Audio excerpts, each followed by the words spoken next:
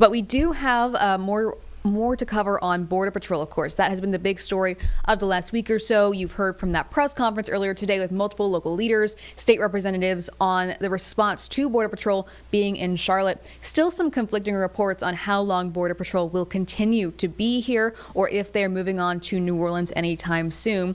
But I know that this has caused a lot of just grassroots help from people supporting those who are concerned about these raids, who are fearful of this altercations that we've seen all over the internet. So our Walker Lawson actually checked in with some of those groups that are helping people out. Walker, what have you learned today? Yeah, well, it was really awesome. I got to go out to a neighborhood to meet with a ton of local community members. And of course, we're going to keep the location a secret, I guess, as you would say for now, because they don't want, this to draw attention or to become a bigger thing.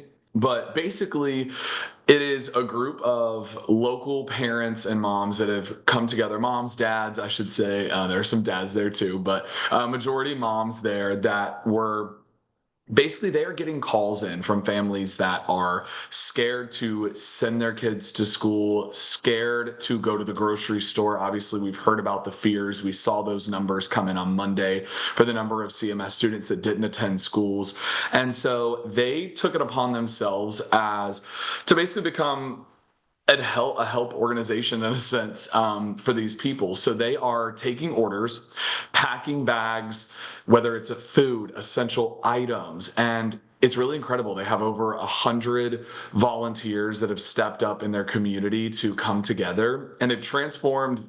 One lady's transformed her home and basically turned it into this workshop in a sense to get all of this done. They're in there packing orders, making calls.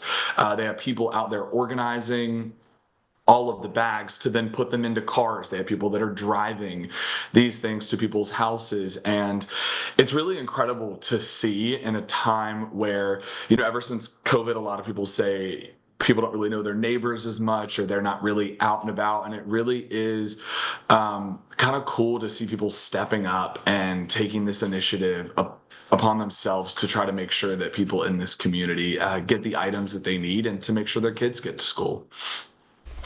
I know that it's really been pretty amazing to see multiple grassroots efforts now of people just stepping up, willing to help. Did the people involved in this give you any more insight into why they decided it was time to help?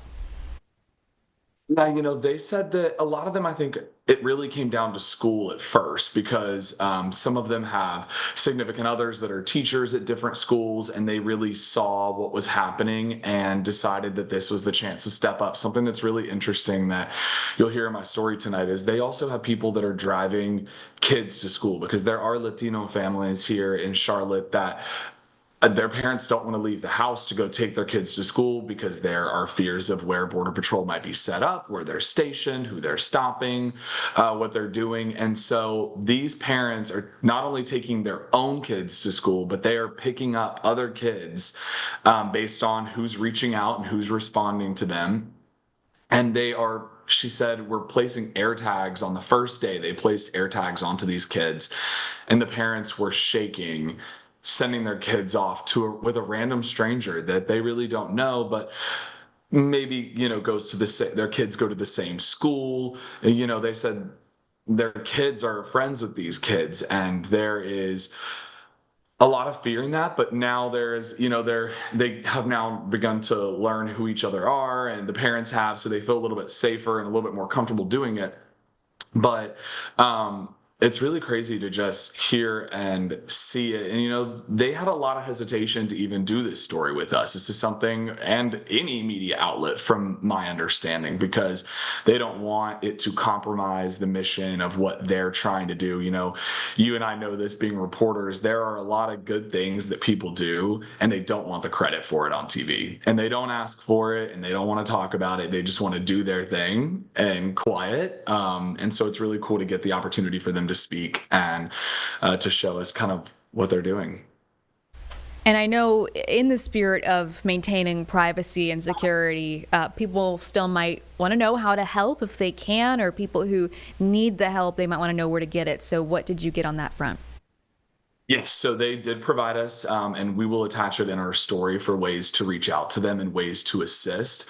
But again, as I mentioned, we're keeping location and last names off of the story in order to try to make sure that they feel comfortable continuing their operations. But we will attach all of that information on our story that airs tonight on how you can help, because that is something that they do need. They do have people that are out shopping and assisting, but they still need people to donate items in order to make sure people have food on the table and essential items in their homes.